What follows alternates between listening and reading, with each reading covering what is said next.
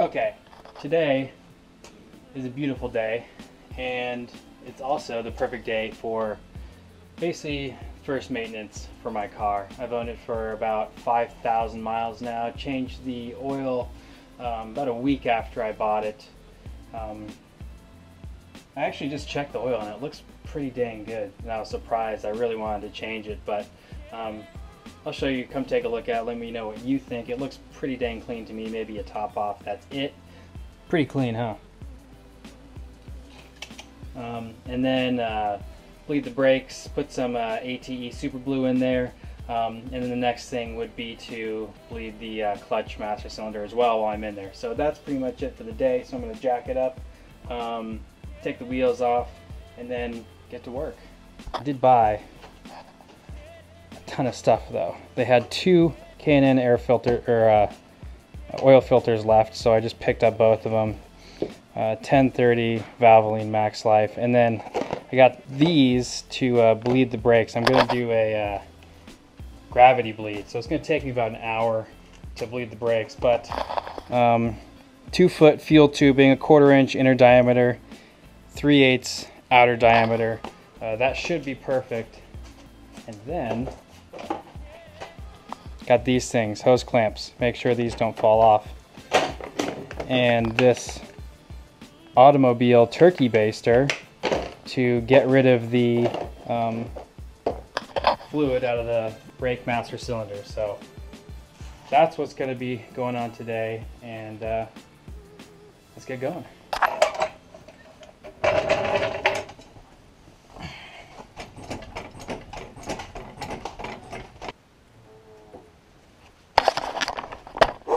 Oh my lord, that took way too long. Alrighty, finally on 4 jack stands and looking pretty damn level, so time to take the wheels off. Okay, now all the wheels are off, 100% level, and we're gonna go to the brake master cylinder, take the top off, put it where you're gonna remember it. Eat a Thin Mint.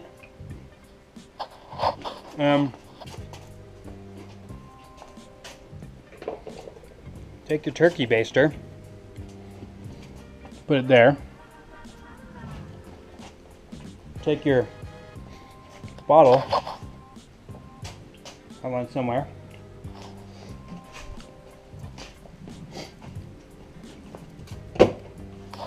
And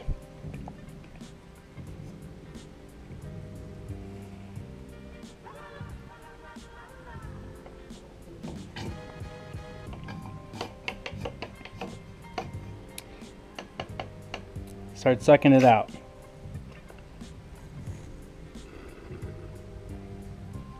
Oh, a little messy. There is a little mesh thing in here you'll want to take out. So if you have a little flathead screwdriver, you can pop it out. Okay, so you can see it's really easy to take out. I just took this little small pick tool, stuck it right in there and pried it out. It's flexible, it's a piece of plastic. Don't pry too hard, but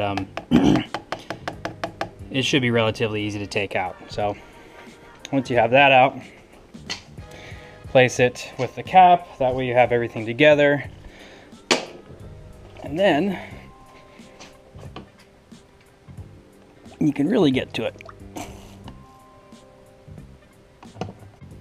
Okay, simple solution. Just stuck the tube into the end of this damn thing and created a seal there. So got pretty much the rest of it out. You can tell there's pretty much nothing in there.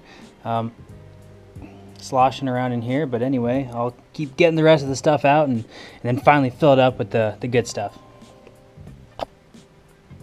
Look at how disgusting this is. That's like, I'm almost venturing to say this probably hasn't been changed in 50,000 miles. Okay, so the next thing I'm going to do is fill up the master cylinder with new ATE Type 200. This is not the blue stuff, this is the standard color stuff.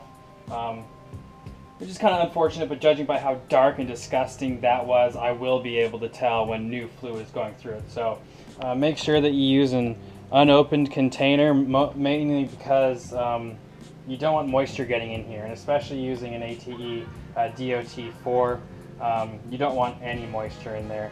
So just fill up the master cylinder as high as it'll go, and then we'll open up the front right brake bleeder and do a gravity bleed and just let it go out just by gravity alone, and that is supposedly the way to get the best brake feel. So I'm going to try that out, see how it feels, see how it works, and let you guys know. Alright, so you can see the setup. This is the hose that I previously showed you. Take off the little cover right there and attach the hose to the bleeder. Empty out the fluid that you originally had in here. That way you can tell a lot easier when the new stuff starts coming out. And then just take the 10 millimeter and open it up, and it should at some point start coming out. There you go. Okay, so you can see I filled the master cylinder up as high as it would go, and I'm just going to watch to make sure that I keep it as high as possible, because the more in here, the more gravity will have the effect on the total volume of the fluid in here. So I'll just keep it as high as possible. I can already see it kind of going down super slowly, but you can tell this is a lot cleaner than the other stuff, so we'll be able to tell the difference once it starts coming out. And you can see it dripping out there.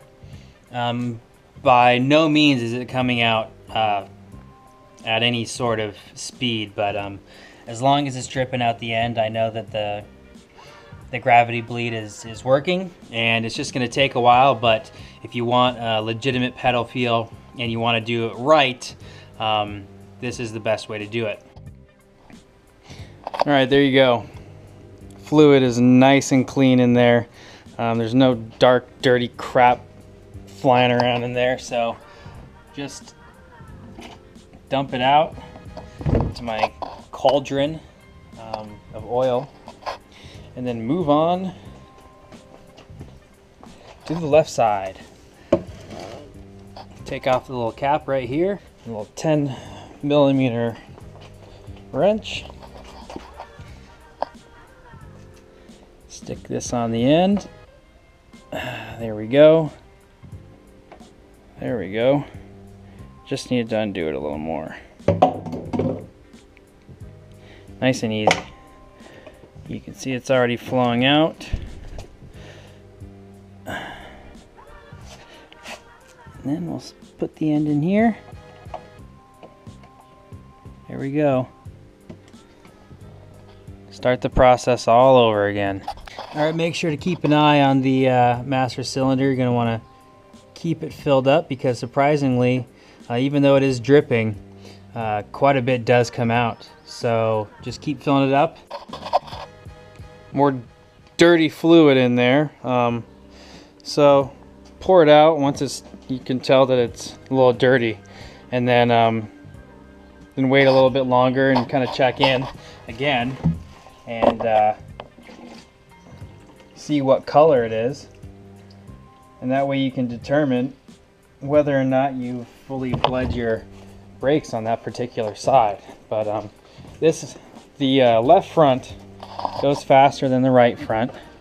Yes, I know I'm letting brake fluid go all over the floor, whatever.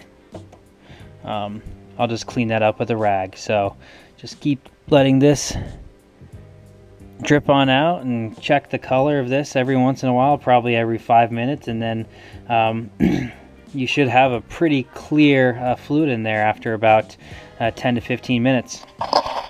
Ooh, yeah. Alright, that's nice and clean looking, so we're gonna tighten this thing back up and go to the back, and we can bleed the back brakes at the same time. All right, refilled up the master cylinder. Now I got the back bleeding, and that's brownish, so that kind of scares me into thinking that there's a little bit of rust in there. On this side, it's roughly the same color. Not as red though, so I don't know.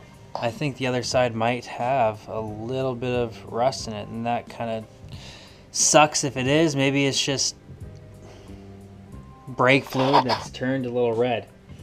Who knows? But I think after bleeding the brakes and putting some new brake fluid in there, everything should be much better. So that's what I'm looking forward to. So I'm going to let these bleed for about 15 more minutes and then see how it is.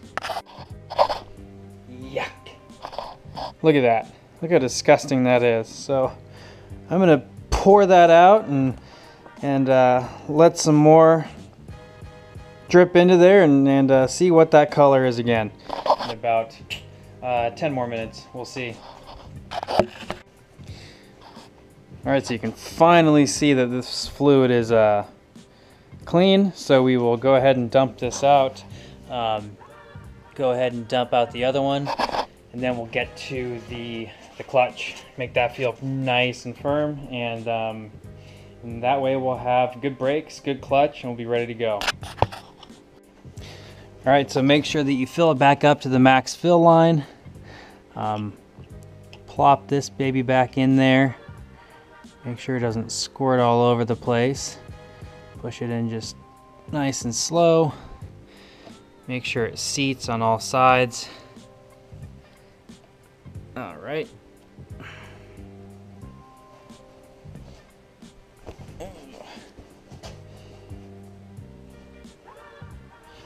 And then put the cap on.